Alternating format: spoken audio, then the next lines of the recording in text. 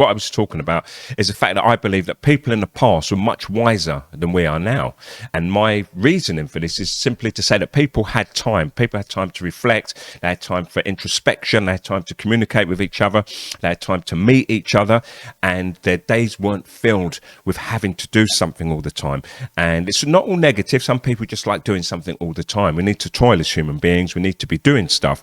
But we've kind of filled every second of our lives with tasks, and we're told that it's good. And history kind of tells us that there's always been a serf class, but I don't believe it was as widespread as we're led to believe. That's just something that's passed down to us. Say, listen, you've got to keep on working. It's always been that way, and we should be happy with our lot. And look at what you've got, and this is progress and so on. But that's part of our known history. That's a history that's taught to us. That's a history that we're told is correct and so on. And people have got used to the idea that if you keep on working, it's a kind of status symbol almost. It's like, oh no, I'm really busy. And people want to wear it as a kind of badge of honor, and they're too busy to meet up to help each other out, even simple favors. They don't want to meet up to even visit. Oh, I'm too busy.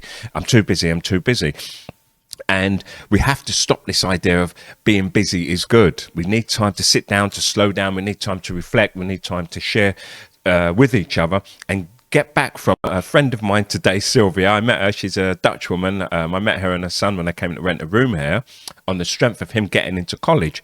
And I wouldn't normally have a young person in, but they arrived anyway, and we just got on. That was 4 years ago. And he didn't get into college, but he got in the next season anyway. But we've stayed friends. And when they come to Valencia, we meet up. They came today, so we met up and went out and had a drink together. But she said it's asocial media. And I thought that's a term I should have thought of a long time ago. But thankfully, it was handed to me by Sylvia. Asocial. And that's what it is.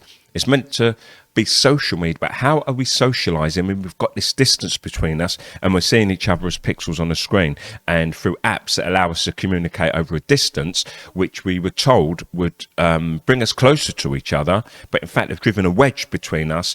And there's many studies showing, they're doing an actual experiment, I'll be talking about this in a future show, I only learned about it yesterday, over 80 years on a group of people and how they interact and get on. And what is evident in these studies is that people need to meet in person. People need approval. People need to association. People need to form groups. And with social media, we feel that we're forming groups because we're talking to other people. But in fact, we've got that distance. I think this is loud. We've got that distance from each other, and it's not very good.